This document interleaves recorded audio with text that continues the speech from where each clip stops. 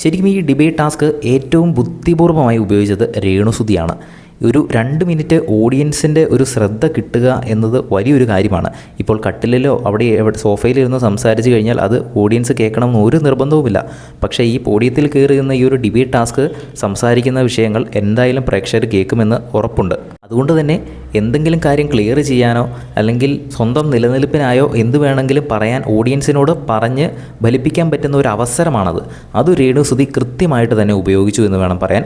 അറിഞ്ഞോ അറിയാതെയോ രേണു പറഞ്ഞ കാര്യങ്ങളാണ്.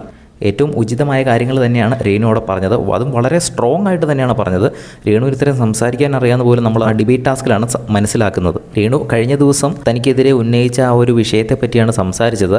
അത് ക്ലിയർ ചെയ്യുകയാണ് ചെയ്തത്. അത് രേണുവിൻ്റെ ഒരു മോശ സ്വഭാവമായിട്ട് അല്ലെങ്കിൽ ഒരു മോശമായ ഇമേജ് രേണുവിൽ ക്രിയേറ്റ് ചെയ്യും. അനു അന്ന് പറഞ്ഞ കാര്യങ്ങൾ എന്തുകൊണ്ടാണ് അതങ്ങനെ സംഭവിച്ചതെന്നും അനു എന്തുകൊണ്ടാണ് അങ്ങനെ തെറ്റിദ്ധരിച്ചതുമെന്ന് വളരെ വ്യക്തമായിട്ട് തന്നെ രേണു ആ ഒരു ഡിബേറ്റ് ടാസ്കിൽ വന്ന് പറയുകയും അനുവിനെ വിമർശിക്കുകയും ചെയ്യുന്നുണ്ട്.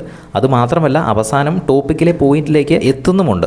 അപ്പോൾ എൻ്റെ ഒരു കാഴ്ചപ്പാടിൽ ഏറ്റവും ബുദ്ധിപൂർവ്വമായി ഈ ഒരു ടാസ്കിനെ സമീപിച്ചത് രേണുസുതി തന്നെയാണ്. നിങ്ങൾക്ക് ഇങ്ങനെ തോന്നിയെങ്കിൽ താഴെ ഒന്ന് കമൻറ്റ് ചെയ്യുക. വീഡിയോ ഇഷ്ടപ്പെട്ടാൽ ഒന്ന് ലൈക്ക് ചെയ്യുക. കൂടുതൽ വീഡിയോസിനായി ചാനൽ സബ്സ്ക്രൈബ് ചെയ്യുക.